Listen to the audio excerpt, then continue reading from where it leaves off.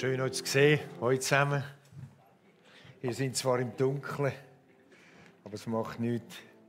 Ich hoffe, es schläft niemand ein. Der schmale Weg ist der dritte Teil, das ist der Abschluss. Der schmale Weg ist auch ein Weg von der Grosszügigkeit. Und wenn wir über Grosszügigkeit reden, dann denken wir sofort an die Finanzen. Und das ist inklusive, aber es geht weiter. Es geht um Grosszügigkeit mit materiellen und immateriellen Gütern. Ich bin sehr glücklich, dass ich über das Thema reden darf, das mir sehr liegt. Warum, sage ich gegen den Schluss der Predigt.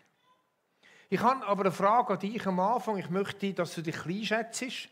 Skala 0 bis 10. Wie grosszügig schätzt du dich ein? 0 ist nichts. 10 ist brutal grosszügig. Ich frage dich nachher nicht, musst du dich nicht outen, aber so einfach kurz so für dich. Wo schätzt du dich ein zwischen 0 und 10 in der Grosszügigkeit? Ist irgendjemand bei 10? Nicht, hä? Weiter frage ich nicht mehr. Wir schauen miteinander einen Text an, sehr ein bekannter Text in Matthäus 6. Und zwar mache ich speziell, ich nehme den Vers 19 bis 21, dann lasse ich 2 Vers aus und dann nehme ich den Vers 24. Weil der erste und der dritte Teil gehören zusammen und zwischendurch ist so ein komischer Einschub. Wir werden es gleich sehen. Also ab Vers 19. Sammelt euch keine Reichtümer hier auf der Erde, wo Motten und Rost sie zerfressen und wo Diebe einbrechen und sie stehlen.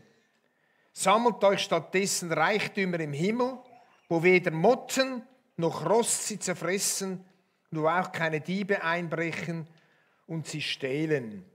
Denn wo dein Reichtum ist, da wird auch dein Herz sein, deine Gedanken, deine Aufmerksamkeit sein. Und jetzt Vers 24. Ein Mensch kann nicht 2 Herren dienen. Er wird dem einen ergeben sein und den anderen abweisen. Für den einen wird er sich ganz einsetzen und den anderen wird er verachten. Ihr könnt nicht Gott dienen und zugleich dem Mammon.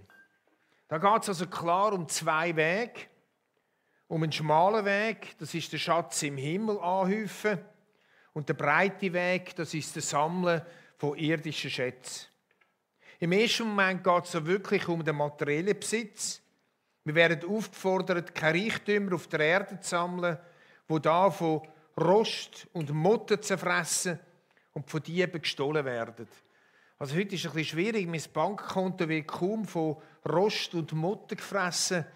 Aber wer, wie ich, seine Pensionskasse angelegt hat, Pensionskassengelder, der ist in der letzten Woche böse auf die Welt gekommen. Ich habe brutal viel Geld verloren. Von meiner Pensionskasse.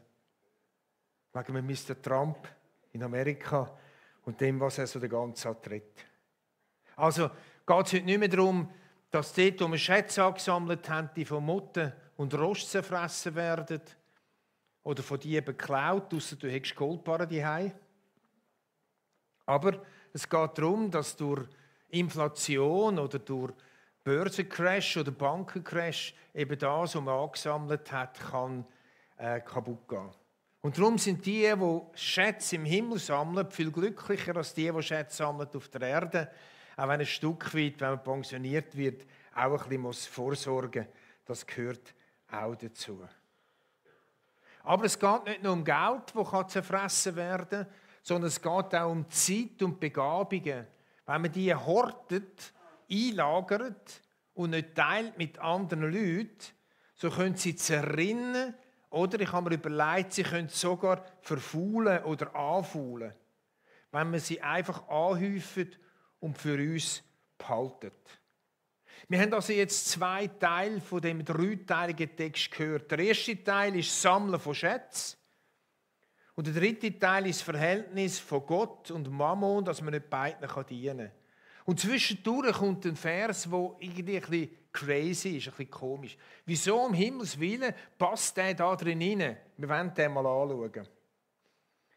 Das Auge gibt dem Körper Licht. Das hat nicht mit Geld oder mit Ressourcen zu tun. Das Auge gibt dem Körper Licht. Ist dein Auge gut, dann ist dein ganzer Körper im Licht. Ist ja logisch, wenn du einen grauen Star hast und der nimmt immer mehr zu, wird es immer dunkler. Ist dein Auge jedoch schlecht, dann ist dein ganzer Körper im Finstern. Wenn nun das Licht in dir Finsternis ist, was für Finsternis wird das sein? Redet da Jesus von einem guten und einem schlechten Auge und dann nicht vom grauen Star. Was bedeutet das? Das gute Auge, wo Jesus anspielt, hat seine Wurzeln in der hebräischen Bibel, wo Autoren sprichwörtlich übersetzen mit Grosszügigkeit. Also es gibt grosszügige Augen, wo die guten Augen sind, wo Jesus sagt, wo das Innere hell macht. Und es gibt das böse Auge, das ist das gitzige Auge, das macht dich innere dunkel. Und es ist so. Wer gitzig ist, in dem bleibt es dunkel drin. Der erlebt nicht, was Grosszügigkeit bedeutet, dass man andere Menschen glücklich machen kann mit dem, was ihm Gott anvertraut ist. Also, das schlechte Auge ist das Gitzige und der Körper wird dunkel, die Seele wird dunkel. Was für ein Auge hast du? Grosszügigkeit betrifft das ganze Leben. Die Bergpredigt redet viel von Grosszügigkeit in verschiedensten Lebensbereichen. Einer von diesen Lebensbereichen ist die Liebe. Da sagt Jesus in Matthäus, ihr wisst, dass es heißt, du sollst deinen Menschen lieben und deine Feinde hassen. Ich sage euch aber, liebt eure Feinde. Das ist brutal. Das ist ein schmaler Weg. Wie kann man Finden lieben? Wie kann man den Nachbarn, der so ist, lieben? Wie kann man seinen Chef lieben, der einem runterkanzelt? Wie kann man seinen Geschäftskollegen oder Kollegin lieben, der schlecht redet über einen? Hey, das ist hohe Schule. Das ist nicht mehr der breite Weg. Das ist der schmale Weg. Wer da drinnen den breiten Weg geht und seinen Gegner verurteilt und bitter und hässig wird, der schadet sich selber und dem anderen. Und wer in der Punkto Liebe grosszügig ist und der einem nicht liebt, versucht zu lieben oder mindestens anzunehmen oder mindestens einmal stehen zu lassen, vielleicht die Vorstufe von Liebe, der geht den schmalen Weg und macht sich selber das Leben einfacher. Macht sich selber, sein eigenes Leben glücklicher. Grosszügig sein mit der Liebe ist der schmale Weg, aber ist der Weg, der sich lohnt.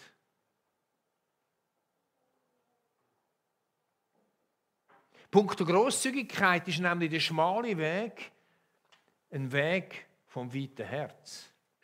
Widerspricht sich das nicht? Schmalen Weg gehen und ein weites Herz haben. Breiten Weg gehen und ein enges Herz haben.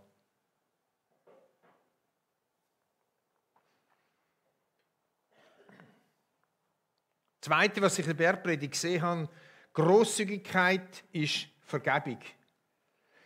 Wenn ihr den Menschen ihre Verfehlungen vergebt, wird euer Vater im Himmel auch euch vergeben. Wie viel Mal denn? Wie viel Mal sollen wir dem Querkopf vergeben? Wie viel Mal sollen wir deren vergeben, die uns auf unsere Hühneraugen nur trampelt? Jesus sagt 70 Mal. 77 Mal. Und 7 ist die Vollzahl. Also Jesus sagt immer, er sagt, grosszügige Menschen vergehen immer wieder. Ringen sich immer wieder durch, den schmalen Weg zu gehen, anderen Menschen zu vergeben. Es ist ein Durchringen, ich weiss, wie das ist. Und es ist vor allem wie ein Durchringen, wenn einem jemand etwas angetan hat, in der Kindheit oder auch ein bisschen später im jungen Erwachsenenalter. Es ist überhaupt immer ein Durchringen. Grosszügig sein, mit der Vergebung. So grosszügig, wie der Vater im Himmel mit uns ist, in der Vergebung durch Jesus Christus. Grosszügigkeit in der Bergpredigt ist auch im Umgang mit persönlichem Recht. Das ist etwas, was zuerst ein bisschen komisch tönt für unsere heutige Zeit, aber gar nicht weit weg ist. Wenn einer mit dir vor Gericht gehen will, um zu erreichen, dass er dein Hemd bekommt, dann lass ihm auch den Mantel. Also vom Text her, wenn jemand einen kleinen Teil von dir will, dann gib ihm auch den besseren und den teureren Teil. Sei grosszügig im Umgang mit persönlichem Recht. Wie ist das, Freunde, bei Erbstreitigkeiten? Die besten Familien, die gesagt haben, bei uns gibt es nie Lampen. Wenn es ums Erbe geht, oho, da gibt es in vielen Familien eine Lampe.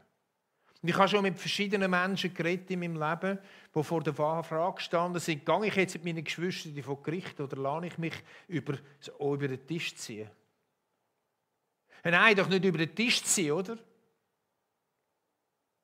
Und doch redet Jesus von der Grosszügigkeit im Umgang mit persönlichem Recht. Das kann im Kleinen sein, das kann im Mittleren sein, das kann im Grossen sein. Grosszügigkeit im Umgang mit persönlichem Recht. Und jetzt kommt das noch, was so naheliegend ist, nämlich Grosszügigkeit im Umgang mit finanziellem und materiellem. Das erinnert uns an den Eingangstext, dass wir uns keine Schätze sammeln auf Erden. Entweder ist unser Herz bei Gott oder ist bei Mammon. Das Teilen von finanziellen Ressourcen, das grosszügig sein, ist für Schweizer nicht ganz einfach. Die Aufforderung, grosszügig sein mit Materiellen und unser Herz nicht daran zu hängen, die können wir dann erfüllen, wenn wir Materielles weitergeben. Wir können lange sagen, unser Herz hängt nicht im Materiellen, aber wir teilen das Materielle nicht. Wir horten es. Wir haben Angst. Ich begegne sehr vielen Menschen, die Angst haben aufs Alter. Es ist eine gute Sache, sich beraten zu lassen. Da gibt es Vermögenszentren, wo viele gehen, lassen sich beraten. Aber manchmal setzen die Latte so hoch an, was man alles jetzt erspart haben, dass Menschen Angst haben. Ja, was passiert denn? Ich muss ins Pflegeheim. Was passiert dann? Was passiert dann? Was passiert dann? Und dann will man unbedingt auf der absolut sicheren Seite sein und man hängt sein Herz dran und eben wenn die Börse runtergeht, hat man ein fettes Problem. Jesus redet von Menschen, die nicht grosszügig sind. Er redet vom reichen Kornbauer, der mega grosse Ernte hatte. Wir können heute sagen, der einen fetten Bonus bekommen hat. Und der Kornbauer eröffnet Schür, um alle seine materiellen Güter zu sammeln. Was wenn er eben dann einmal pensioniert ist, dass er dann davon zehren und genug hat.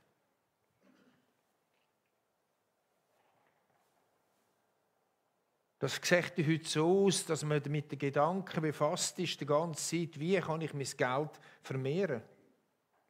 Aber Jesus sagt, was nützt ihm der Reichtum? Weil kaum hätte er sich daran freuen können, ist sein Leben durch gewesen und der Reichtum ist aufgeteilt worden. Wie hätte er während seinem Leben einen Teil von seinem Reichtum weitergeben und hätte erlebt, wie andere Menschen glücklich geworden wären und er wäre auch glücklich geworden. Vielleicht wäre er gar nicht so einsam gewesen in seinem Reichtum, wenn er weitergegeben hätte. Es geht aber nicht nur ums Weitergeben vom Reichtum, sondern es geht ums Weitergeben im Allgemeinen. Ich habe vor ein paar Monaten mit einem jüngeren Familienvater, der sehr gut verdient, geredet. Das heißt, er ist zu mir gekommen und hat gesagt, was muss ich machen? Mein Geld zerrinnt mir immer wieder. Ich verdiene zwar gut, aber ich brauche es immer. Und ich habe gesagt, fang an, spendest schon. Ja, ein bisschen. Und ich gesagt, fang an grosszügig zu sein. Fang an Kirchen eingeben. Fang an Menschen Geld zu geben. Und er hat gesagt, okay, ich versuche es. Und er hat es versucht und ein paar Monate später, jetzt ist es 4 Wochen oder 8 Wochen her, mit einer Smallgruppe habe ich ihn gefragt, wie geht es dir? Sagt er, du, das Geld zerrinnt nicht mehr. Es zerrinnt nicht mehr das Geld. Er hat zwar jetzt weniger, weil er weitergibt, aber es zerrinnt nicht mehr. Das kann man logisch nicht erklären, es tut mir leid. Dann haben wir das Beispiel, wo Jesus erzählt von dem reichen jungen Mann, oder? Wo Jesus sagt, wo der junge Mann sagt, Jesus, ich will dir nachfolgen, was soll ich tun? Und Jesus sagt, verkauf alles, was du hast. Es geht nicht darum, dass jeder verkaufen soll, alles, was er hat und alles weitergehen, in Armut leben. Vielleicht betrifft es einmal jemanden. Aber Jesus hat genau gesehen, wo sein Herzproblem ist. Jesus hat genau gesehen, dass er ein schlechtes Auge hat und kein gutes Auge. Jesus hat gesehen, dass sein Innere dunkel war von seinem angehäuften Vermögen oder von dem, was er hatte. Es ist der schmale Weg mit Finanzen, egal wie viel das man hat, grosszügig sein, aber es ist ein Weg, der einem frei macht. Es ist ein schmaler Weg mit finanziellen Mitteln, grosszügig sein, aber es ist ein Weg, der frei macht, ein Weg zum Leben. Der Paulus redet auch über Grosszügigkeit. Er sagt Folgendes: Jeder soll auch auf das Wohl der anderen bedacht sein, nicht nur auf das eigene Wohl. Das ist die Haltung, die euren Umgang miteinander bestimmen soll. Es ist die Haltung, die Jesus Christus uns vorgelebt hat. Also Jesus Christus hat uns die Haltung vorgelebt von der Grosszügigkeit fürs Wohl, für andere zu sorgen. Jesus hat das Perfektion getrieben, er hat sein Leben hingegeben für andere Menschen. Grosszügiger kann man gar nicht mehr sein. Jetzt ruft uns da der Paulus auf zu dieser Grosszügigkeit gegenüber anderen, zum Wohl von anderen Menschen. Jetzt aber steht da noch das Wörtchen: Jeder soll auch auf das Wohl der anderen bedacht sein. Das auch. Auch. Bist du auch grosszügig mit dir selber? Keine Menschen, die sind nicht grosszügig mit sich selber. Oder in der Ehe, wo es Lampen gibt. Weil der Mann nicht grosszügig ist. Oder die Frau nicht grosszügig ist. Grosszügigkeit hat nichts mit Verschleudern von Geld zu tun. Kommen wir noch dazu. Aber Grosszügigkeit mit sich selber und mit anderen. Wer mit sich selber nicht grosszügig sein kann, wird kaum mit gesundem Auge grosszügig sein mit anderen. Wer mich selber nicht grosszügig sein kann, der ist eifersüchtig mit anderen. Und nochmal, jetzt haben wir die Abrundung von der Grosszügigkeit, dass sie ganz verschiedene Bereiche im Leben betrifft. Zum Beispiel auch noch die Zeit. Oder eben die Vergebung.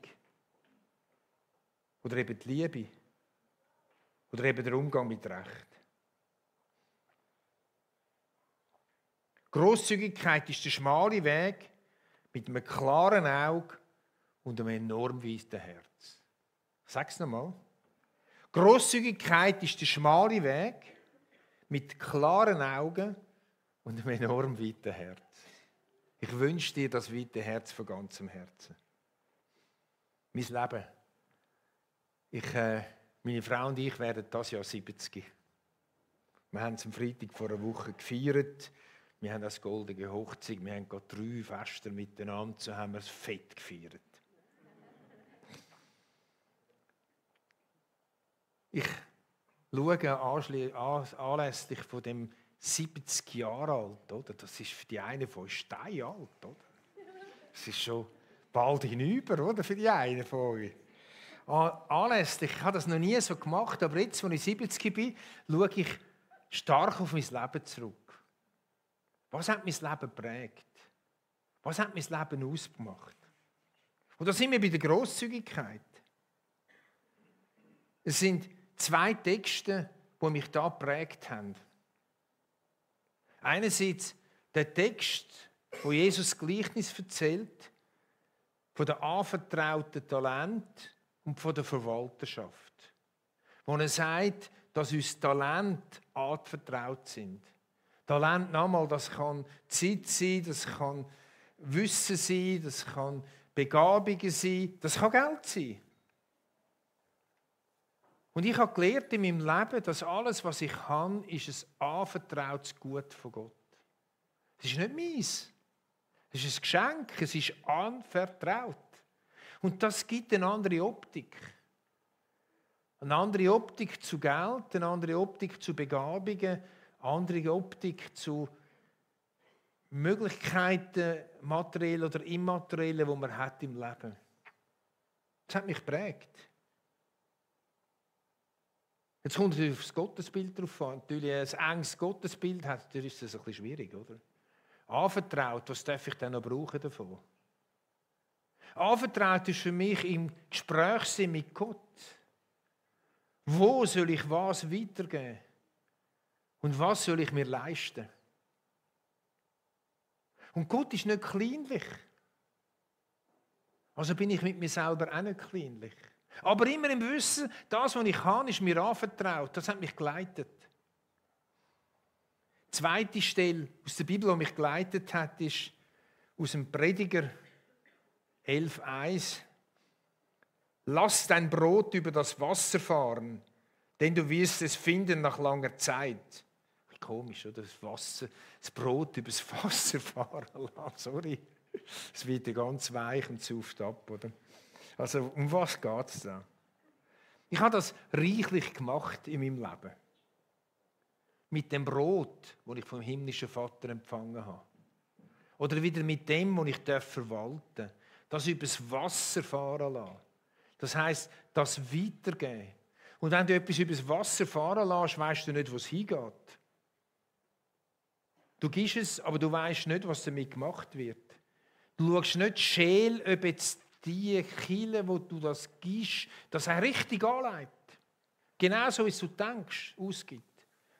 Oder eine Person etwas weitergibst, die es nötig hat, schaust du nicht darauf, was passiert jetzt da im Nachhinein. Ich habe da wichtige Lektionen mal gelernt, indem ich jemandem in einer Familie, die ganz schwierig war, Geld gegeben habe und später das Gefühl hatte, wo sie zu viel Geld gekommen sind, das habe ich gehört, jetzt lass dein Brot übers Wasser fahren. Dort hast du es nicht mehr im Griff. Dort gibst du es einfach. Du gibst es ja nicht in die Luft raus. Du gibst es am Herrgott zurück von dem, was er dir gegeben hat. Und du wirst es noch finden, nach langer Zeit. Es kommt wieder zurück. Auf eine andere Art und Weise. Meine Frau hat mir diese Woche erzählt, hättest du es selber erzählen können, gell? Meine Frau hat mir diese Woche erzählt, sie war im Spital und ist bei der Cafeteria angestanden. Nur ein kleines Beispiel. Und dann hat einer da ein Problem gehabt, ein älterer Mann mit den Kreditkarten und hat einfach nicht funktioniert mit Zahlen. Und meine Frau sagt, darf ich Ihnen das zahlen? Dann hat es 12 Franken und irgendetwas gekostet. Meine Frau läuft raus und die Frau, die sie begleitet hat, ins Spital, gibt ihr eine 20er-Note und hat gesagt, ich habe da schon lange mal etwas geben. Also so schnell geht es nicht immer. So schnell geht es nicht immer. Könnt ihr es ein bisschen spüren? Mich begeistert das. Darum habe ich mich so gefreut, dass ich über das predigen heute. Ich kann mir ja nicht auswählen, über was ich predigen darf. Da bist du in einer Linie rein, oder? Du kannst immer in dieser Linie noch ein bisschen so machen. Aber es begeistert mich, dass ich gerade in diesem Thema reden darf. Weil das Thema um mein Leben reich gemacht hat. Und zwar zu Zeiten, wo ich wenig Geld hatte. Wo mir jeden Franken umtrüllen musste. Hat uns grosszügig gemacht. Macht uns aber eine grosszügige Zeit, wo wir ein bisschen mehr zur Verfügung haben. Ausser wenn der Aktienkurs runtergeht. Aber eben, das ist dann der Test, oder? Das ist dann der Lacktest, oder? Okay. Was gewinnen wir durch Grosszügigkeit? Durch Grosszügigkeit und den schmalen Weg gewinnen wir wahres Leben. Wir gewinnen die Freiheit, Jesus wirklich nachzufolgen. Es gibt eine innere Freiheit, Jesus nachzufolgen. Und es gibt eine innere Freiheit in der Beziehung gegenüber anderen Menschen. Und jetzt kommen wir zur Anwendung oder zur Umsetzung. Mein Schlussteil, wo ich dir möchte ein paar Fragen mitgeben möchte, wo du in dieser Zeit, wo das Piano spielt, kannst die Fragen überlegen. Die erste Frage heisst, bin ich mit mir und anderen grosszügig? In welchem Bereich? Vergebung, Liebe, Finanzen. In welchem Bereich bin ich grosszügig? Wo fällt es mir schwer? Wenn du Familie hast, was lernen meine Kinder von mir?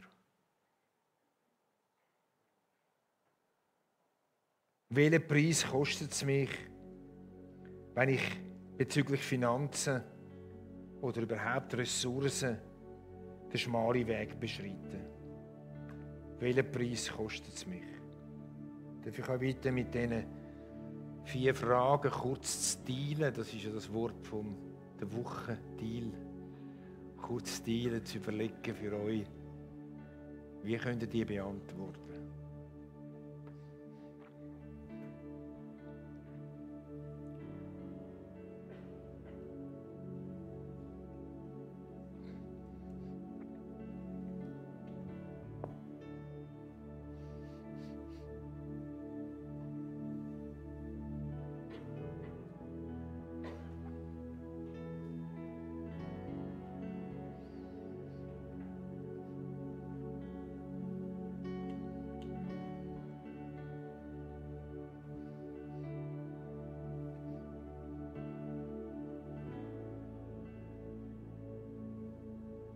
Darf ich euch bitten zum Aufstehen fürs Gebet?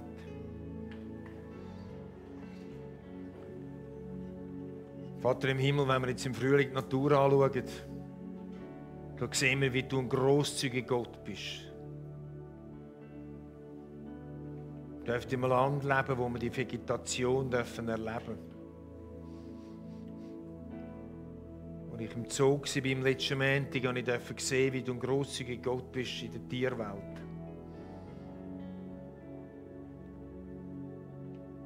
Wenn wir als Opfer vom Kreuz denken, dürfen wir sehen, wie grosszügig du Vater bist, deinen einzigen Sohn zu geben, wie du Jesus Christus bist, ans Kreuz zu gehen. Jesus, ich darf sehen und erinnert werden, wie du grosszügig bist mit Sündern, grosszügig bist mit Menschen, die dich schlecht haben wollen und die schlecht geredet haben über dich.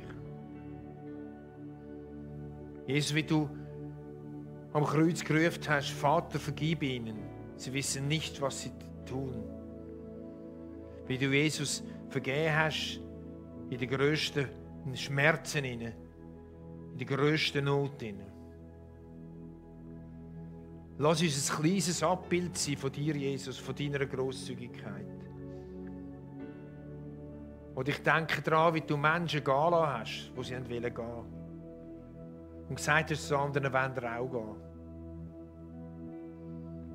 Danke, Jesus, wie grosszügig du mit dem Petrus bist und ihm vergeben hast, schon dich 3-mal verleugnet hat.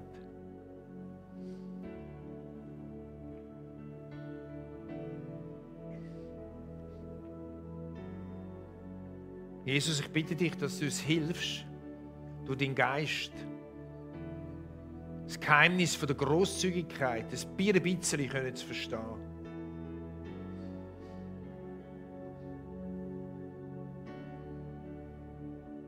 Es ist nicht rational.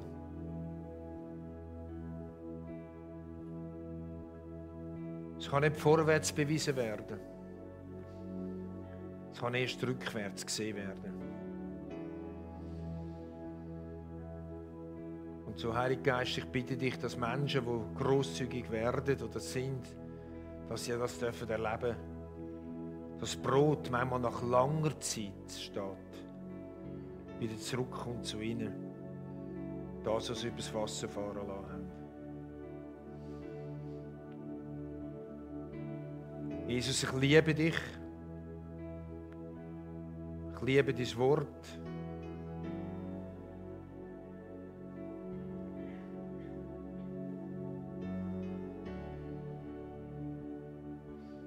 Komm, Heiliger Geist, wirk du unter uns jetzt in diesen Liedern noch. Im Worship. Wir stehen vor dir. Gib dir unser Herz. Sagen dir, wir haben nicht als unser Herz. Lehr uns. Lehr uns. Lehr uns. Lehr uns mit weitem Herz, um schmalen Weg zu gehen. Ich segne euch hier im GVZ Zürich Oberland. Ich segne euch im Namen vom Vater im Himmel, vom Vater aller Vaterschaft. Ich segne euch im Namen von Jesus Christus, unserem gemeinsamen Erlöser. Ich segne euch im Namen vom Heiligen Geist, der uns alle will führen in die Wahrheit vom Leben, in die Wahrheit vom Wort. Und uns will der Vater und der Sohn gross machen. Komm, Heiliger Geist, tu dein Werk. Amen.